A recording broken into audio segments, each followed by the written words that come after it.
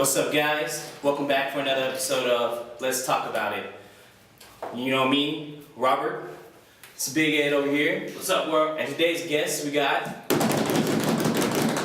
Mr. Candle Joseph.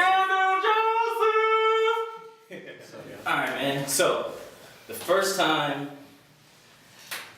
we met you, we met you today. Yeah. The first time we seen you was at Indie Fest, like 3 weeks ago, maybe, and your music was like, we were just like in the back, chilling, and we were just like, who's on the stage? And next thing we're vibing. Yes. I was like, man, we really liked your music, man. And it's like, I appreciate you came out today, because we were like, man, we gotta go, we gotta talk to him, we gotta meet him and all that. And next you know, your energy was so good, like, it was hard to get to you. Yeah, after your performance, there's a lot of people around me. Dude, it was so many people. I'm like, man, we're waiting for what, like 15 minutes at least? Yeah. We're trying to get to you, have a conversation with you. It was like, man, it's too many people, we gotta go. And I was like, you know what? We're just gonna find them on Instagram or whatever. Thank God, like, we got one of your stickers, so. Yeah, man, so it was dope. How long have you been doing the music, man? Man, it's to be honest, it's just been about like almost 2 years. 2 years. What's interesting is that like I used to write poetry. You know, ever since I was a little kid, I was one of those kids. I would write letters in class and shit like that. But yeah, one of my friends, shout out P-Dub, he convinced me just one day like, yo, you write really bomb poetry. Like, why don't you just stop doing that and go to the studio? And so like, I just took his advice one day and here we are. Yeah. That's what's up, man. I met a lot of people, and a lot of people, they write for a lot of people nowadays, too. I know, what you call it, my homegirl, Momo, she writes poetry, but she was thinking about writing for people. Do you write for people sometimes? I haven't yet, but it's something I'm looking forward to this year. One of my goals is to collab with, you know, a lot of artists in Houston this year. And that could be anywhere from actually providing vocals to songwriting. Because I think, you know, there are a lot of times that you may hear a song or a beat, and it may not exactly fit your vibe, but it may fit someone else's, and just to help contribute, like write a couple of ideas for them and stuff like that. Okay.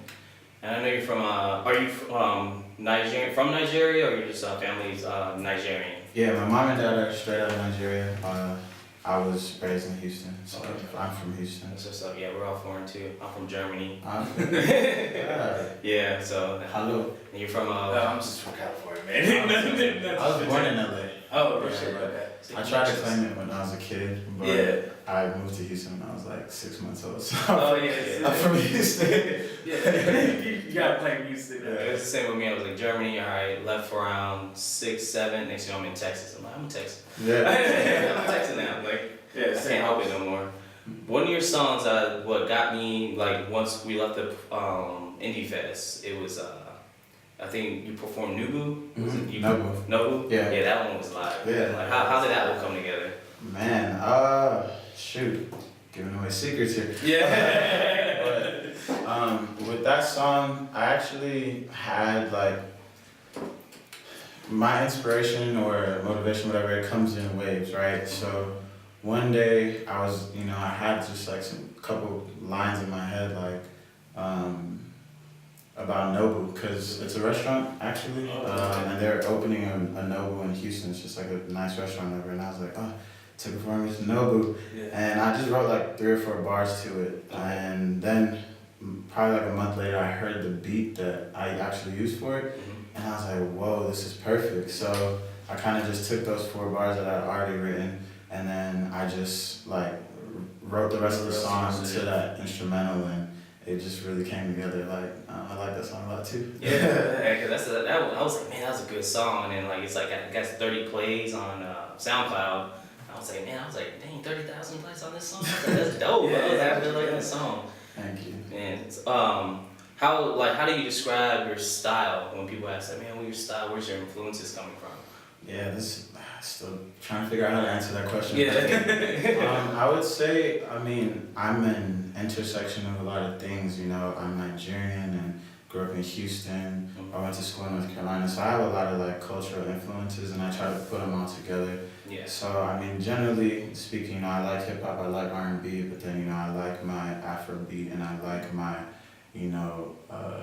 pop and like house music sometimes. So basically, what I try to do is kind of figure out if there's a way to fuse that together, like on every song, as much as I can. Some songs are gonna be more, hype or rap, and some songs are gonna be a lot slower. But I try to like fuse all that together and kind of create my own genre. Okay. See, I feel like you did that with Equinox. Like, it was just like, I was like, oh man, this is cool. Oh man, this is alright. And it's like, I liked it. It was a good mixture. That's what I liked about it. Thank you. From 1 to 15, I think it's 15 tracks or 13 tracks. Yeah. 15 tracks. 13 tracks. I liked them all. Like, it's really good, man. Thank you. It's a well-rounded project that you put out. And then also you put out another one. It was an EP. It was 4 seasons. Now that one was. It was like an introduction to you, or okay? Because I could tell the difference between the EP and then the album. It's like you had growth. Like I don't know how far apart it was, but that growth you could tell definitely on the music. So it was just like, okay, I can vibe to this. The 4 season was dope too, but the Equinox was like, oh okay, now I see the growth of what he was going. Yeah, it was like and he dropped it both in the same year. Yeah, like 4 seasons. I'm guessing was beginning of 2018. And then the Equinox was just 4 months ago, so like towards the end. So basically you had your New Year, bam, I'm gonna drop this, and you'd be like, all right, I'm gonna end it with a bang. So I like that. Yeah, I appreciate y'all going back and listening to that, because it's one of those things where like when I first put my stuff out, I was like, I know this isn't the best or the greatest material, and I see myself like years down the line, like how much I can improve and where I see myself. But for me, it's kind of just like put that first foot out there and only improve from that. And I feel like, for people who support me, like you guys, it's rewarding to see that growth, and it's rewarding for me to look back at that project like, wow, can't believe I did that a year ago. And, about to put out some more stuff. So with that being said, I got a new project coming out in February. Y'all the first to hear it. I appreciate that. So be on the lookout for that. It's Not That Deep. Not that deep. Yeah. Okay. And then since it's February, will it be one of those is it gonna be one of those R&B type feel where talking about like exes or girlfriends or anything like that, or is it just more like another almost? I feel like he doesn't want to do that. Right. I can tell. So he's like, I don't know. You can just drop a little exclusive. We would really appreciate it, if you can. So it's dropping in February. You got a certain holiday in February that it may be, related to a little bit, but that's all I can. I like it. President's Day. We all get paid. Okay, that's what's up. What artists, or you wrote poetry, so it could be even like a poet, like influenced you to go into the music industry? I would say, like growing up, my biggest not idol but influence was Kanye West, and I loved his music, but even more so as a person, he inspired me to be myself. Because no matter how eccentric he is or what kind of mistakes he makes, he always finds a way to be proud of who he is, as weird as he is, as disagreeable as he is. So beyond the music, he inspired me to just yo, if you like this, like it unapologetically. Yeah. And we know that's how it was. You know what I'm saying? With the music, so I have to give the inspiration to Kanye West for helping me be myself. That's good. I feel like you got a lot of probably not all from him, but I even like your style. Your style. So I can see the Kanye influence, because it's man, I gotta look good when I step out. Yeah, I can also see the little bit of Kid Cudi when it comes a little bit it's not his rhyming style, but the body of work he puts out, singing. Because I don't know if he's Caribbean too, but I'm pretty sure he is, because Kanye Cudi. Because some of his songs that he puts out, it's kind of okay, got the vibey Caribbean type sound a little bit, and he has the electronic. So I don't know if you get that a lot, but I see the little Kid Yeah, Cudi. there are a couple of songs that people have mentioned that I remind them of Cudi for sure. Especially because like, you know, his humming is you know known for, and I like to use the voice as an instrument. It's not only like I rap the same tone or sing the same tone. It's like it's an instrument. So if I can use my voice to ad-lib or use my voice to harmonize in different ways, with or without words, you know what I'm saying? Like, I definitely think that's a positive thing. Yeah, shit. I wish I could harmonize. Can't at all. Yeah. I learned it in the bathroom. You know how you have those bathroom singers? Yeah. You want that one? Off pitch everything. I mean, you got the reverb, you know, the walls. Yeah. Oh man. Oh, what you call it? So I see your sneaker game. Yeah. Are you a sneakerhead or you just like nice shoes? I'm a retired sneakerhead. Oh, okay. I think, you know, years ago that I had more shoes than I could wear.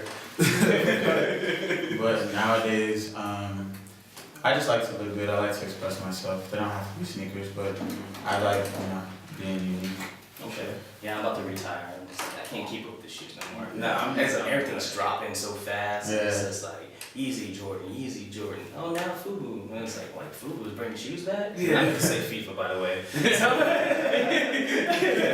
just realized I said FUBU. I don't even know if FUBU made shoes back in the day. Nah, I think it comes with growth too. When you're a sneakerhead, when you're younger, you're like, oh, big. Yeah, you don't have bills. Yeah, you don't got bills or anything like that. But once you get to like adulthood, you're like, shit, I gotta rock Vans now. Or whatever shoes I like, I'm like, yeah, I gotta wait for a minute and you just get them. But yeah, I think it's the growth too when it comes to sneakerhead. It's like, I don't care about shoes that much. Well, that's what I like about being a sneakerhead.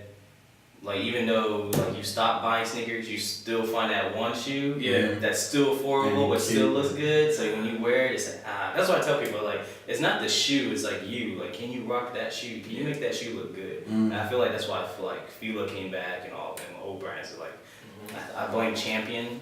Oh yeah, Champion. With everything coming back now, because like people wearing Champion, let's do Fila. So it's just like I feel like that's what happened with the sneaker culture. It's just very diverse now too. Yeah, very diverse. For sure. Man, so I had another question. I mean, like I was about to answer it. What was it? Oh god. Oh, okay. So you say you're Nigerian. What's the best dish, national dish? Oh man. I'm a fatty. We love food. You gotta go with the jollof rice, man. Okay. So and make sure you get it with plantains. Plantains. You know what I'm Plantains. saying? So yeah, jollof rice. And but for anybody that hears this, Nigerian jollof is better than Ghana jollof. So just want to let y'all know that. Don't even get Ghana jollof. All right, that's good. Thank you for that warning. Yeah, I'm eating with that. So Poom Poom, explain that song. Sheesh. Yeah. Like I listened to it and I feel like I kind of got, but I was like, you know what? I don't want to be like guessing, and I'm like totally far right. So. Yeah. So Poom Poom, it's a fun song. But you know, as a guy, you know, you have those moments where you meet a girl and you know you think you're in love, but you know you guys kind of connect and hook up or whatever, and then you're confused. Like, are you really in love or is it the sex? You know what I'm saying? Is it the Poom Poom? Yeah. So it's just about that confusion, but it's meant to be playful. Yeah. You know what I mean? Shout out to my guy Titanium. Without him, I wouldn't have finished the song. Yeah. So Y'all did amazing on the song. Appreciate you. So yeah, that was actually my first collab too. Okay. And I think the song's done really well for me, for us. So we got more where that came from.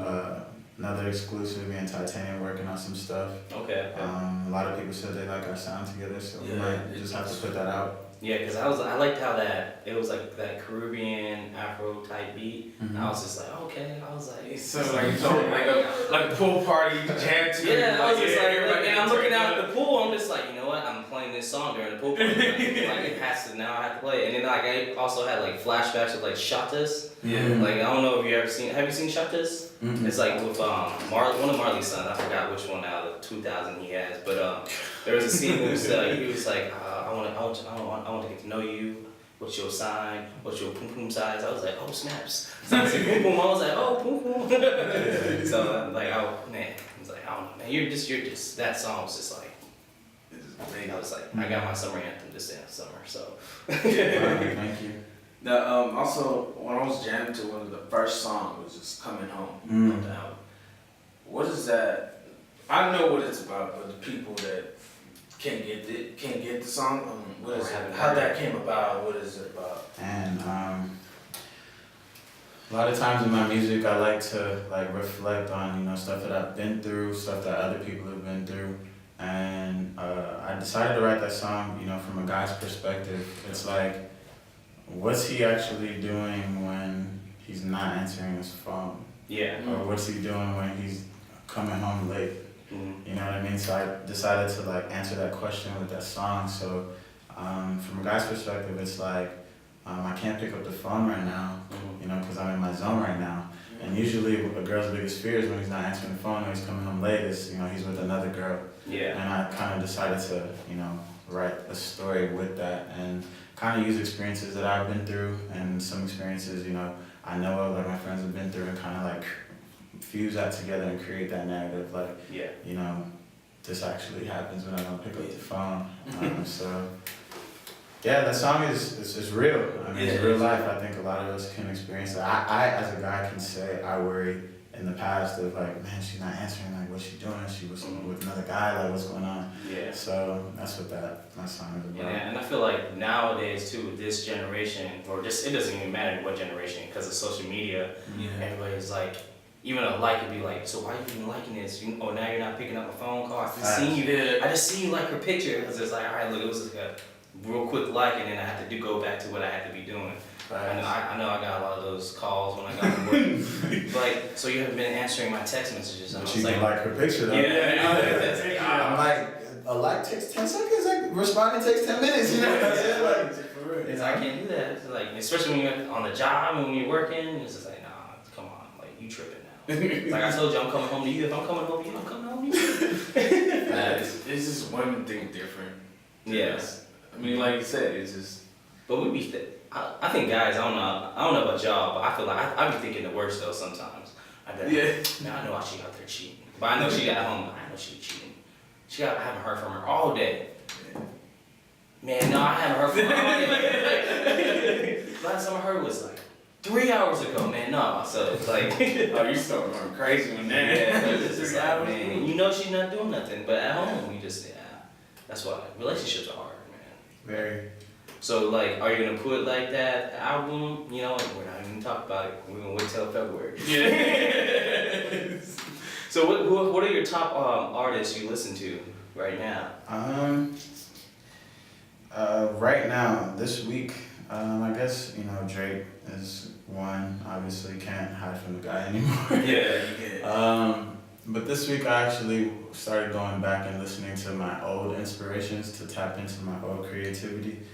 So a lot of The Weeknd and a lot of Frank Ocean. Okay. But their first stuff, when they first started coming out, cause like I remember when I first discovered them, they hadn't really like popped off like that yet. So mixtapes. Like everything. Yeah. So like for instance, like Weeknd, like House of Balloons is my favorite project by him, and then Frank Ocean, Nostalgia Ultra. So I went back and like I was on those, this weekend, just kind of revisiting like old feelings and old vibes and trying to tap into my creativity. I like to like going way back to when the artists, because I feel like sometimes like yours was like a perfect example where Frank Ocean and The Weeknd, their mixtapes were like fire. But then they got, Frank Ocean, we just don't know where he went. He just like dropped Nike and that was it again. Yeah. So we don't know where Frank is. But The Weeknd, like you listen to his songs again, it's just like, I like your songs, but sometimes I feel like I want the old Weeknd back. Like that one where like you tap into the feelings. I'm speaking with you now, it's just like one of those, Like music is real recyclable nowadays. It's like has a short shelf life. So you always want to like really try, or at least I do. I really want to try to like leave songs that can last longer than a week. And I I appreciate you. Like for real, because not like you said, I can't say that to a lot of Houston artists, because most of them, when it comes to albums, you gotta tell a story when it comes to albums. Because most rappers, they just put, mix match the songs, whatever. I want to give it like a banger, and then next thing you know, a super slow song, the next track. No, you just kind of like give it a mellow type deal from 1 through 13. It's just like, okay, yeah, I'm feeling it. Oh, okay, it's just turning up a little bit, and it's a great body of work that you put out, and it was actually telling a story on that album. I can see why you did it. Thank you. Sure. Yeah. Because you can also, too, that you took your time making sure every song was placed the right way, every song was actually, like, good. Because, like, I feel like some nowadays, people are just trying to get songs out, and they're not worried about the quality. They just want something out, and they be like, if that song's not good, I'll make sure the next one's better. So that's what I like about it, too. So for that, I would say shout out to King Duke, my manager, family. And shout out to DJ Izzy Ill, my engineer. He's, I would say, half the brains behind my music. Yeah. He would never let me give him that much credit. But those two really give me a lot of feedback, and especially with putting the album together. We had a bunch of songs and knew they could go together, but in terms of the, obviously telling the story, their feedback was very instrumental for me. So those guys really, it's always a team effort. I never thought that nothing great was ever achieved alone. So gotta give credit where it's due. Yeah. A lot of people and you're humble. I like that, because a lot of people be like, yeah, that's on me. And it's like, nah, man, it's just like any other job. I couldn't like, let's say example, I used to work at a shoe store. I couldn't sell that shoe without that stock guy making sure he put it in the right place. It was a team effort. I'm just the one in front. Yeah. So I think that's what's up. So what's your next step now? You got the album. Were you thinking of like going on tours or anything like that? Yeah, so a couple goals for 2019. I'll share a few. It's like I said, I think I'm proud of the work that I put out. I think I can hold my own as a solo artist.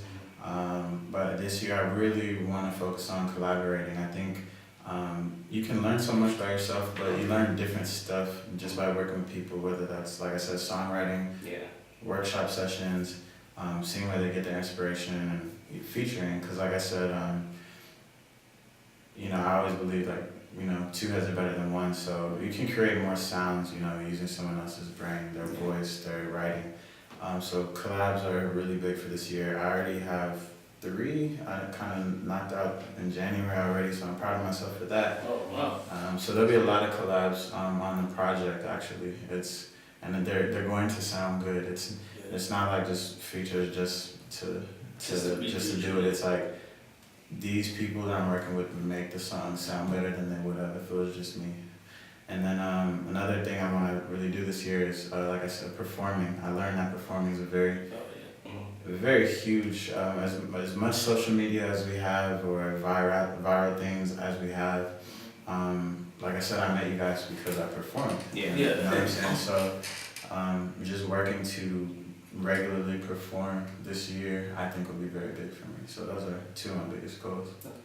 I mean, that's the biggest thing. Like we were saying off camera, it's just like performing. Yeah, people gonna listen to your music, but when they see you perform and they feel the vibe, the turn up, the energy that you're giving out, they're like, oh shit, I fucks with this guy. Hell yeah, and they're jumping with you. Like I seen you on stage, you're jumping around, turning up, and everything. Everybody was doing the same thing because they're feeding off your energy. So they're like, oh hell yeah. So it is very important to me. It's performing. Like live is very important. There was times where I thought y'all were gonna fall off the stage just because that stage is pretty small. Yeah. Like, oh man, because then when y'all got hyped too, it's just like, oh man, I hope he doesn't fall, man. That's gonna be. There was one time I really thought I was gonna fall off the stage, but I just trusted it, and I was like, man, that's how you feel. Just go for it. So they would have caught you in front. They were close enough, but it was like, man, one misstep and it's done. Because you want to go back. But you really can't go back because the DJ's right behind you. But then it's like, all right, if I go too forward, so it's just like you're just bouncing in a little square. So like, I was like, ooh, man, I was like, man, I would have like broke an ankle. I would have been like that Drake, that Drake hurt his knee and stuff. Yeah. I'm done. Cut me out. I'm done. Man. So who do you want to work with? I know you said 2019 you want to collab with more people. Who are some of the artists, or Houston artists or artists in period that you want to work with and collab with? Okay. For sure. Like I said, Titanium and I got some stuff coming. Shout out to Jet the Third. She's really dope. Check out her project, the MEG tape. Oh yeah, that's another artist too. She had flow. I like that one. Some stuff in the works there. I got collab with Avi. I don't know if you guys know Avi on Earth. He's got a project called Chutney Chasers. Check it out. We got some stuff coming. I got some friends from Chapel Hill, North Carolina.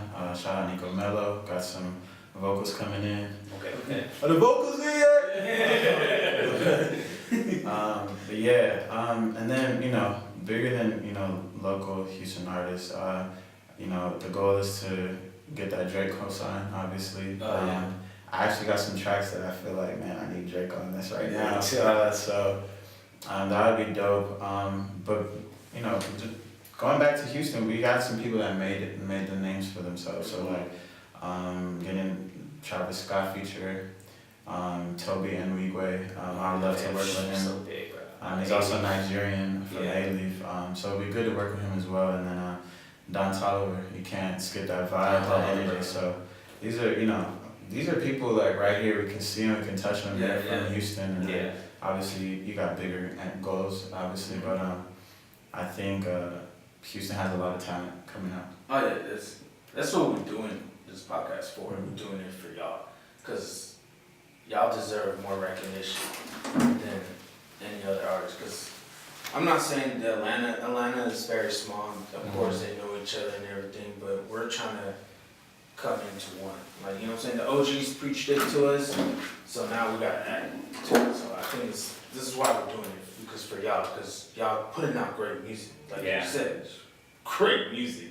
But sometimes people don't they can't hear y'all music, or they can't see y'all live or anything like that. So this is pretty much our job, is to give y'all the recognition y'all deserve, because y'all putting out hard work, and that's how y'all feed y'all family and everything else too. So that's what we're doing it for. Thank you. It's not just for us, but it's for y'all too. Yeah, and we know we're not the only ones, but it's like the more outlets we can get people out with and everything, then it's like the better and all that stuff. So we're just starting. So we're like, there's probably people who got podcasts in Houston that been on, but it's just like, man, if y'all been on, why haven't I heard of these artists yet? So I feel like that's why I like doing the underground scenes more. It's just like, man, I want to find someone who's like hungry and going for it at the beginning, and then watch them progress. I don't know. I feel like it's the best feeling, because like one artist, rest in peace, is like Mac Miller. To see where he was from like starting in Pittsburgh, like Nike's on my feet, to going to this swimming, and it was just like, bro, you like grew up. You had some albums that were like but then like the growth, that was amazing to watch. So I think that's why I like underground music more. Shoot, man, tell everybody where you can find you and your handles, man. My name is Candle Joseph. It spelled like it sounds. Candle Candle, Joseph Joseph. My name is the same on IG, Facebook, Instagram, Twitter.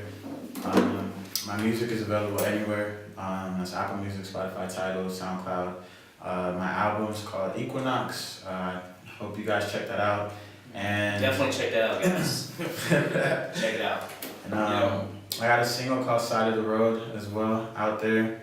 And I got some new music on the way, so I'm looking forward to you guys hearing my stuff and seeing me perform in Houston. I appreciate it, man. Once again, appreciate you coming down, man.